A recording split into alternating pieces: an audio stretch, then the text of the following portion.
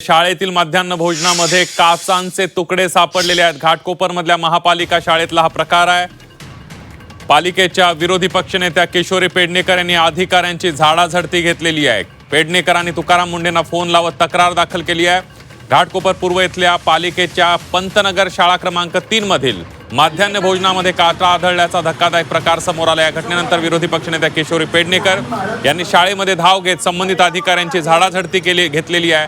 त्यांनी विद्यार्थ्यांना दिली जाणारी खिचडी स्वतः चाखून तिच्या दर्जाबाबत नाराजी व्यक्त केली आणि त्यानंतर अन्न आणि औषध प्रशासनाचे आयुक्त तुकाराम मुंढे यांना फोन करून या संपूर्ण प्रकरणाची तक्रार केली आहे।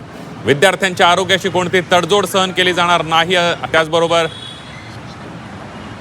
दोषींवर तातडीने कठोर कारवाई करण्याची मागणी सुद्धा पेडणेकरांनी केली आहे। ज्या शिक्षकांनी त्या बाळाला वाचवलं, ती काच जर त्याच्या घशातून खाली किंवा घशात अडकली असती तर काय झालं असतं। त्या शिक्षकांनी पुढची खिचडी वाटप करूनही दिलं।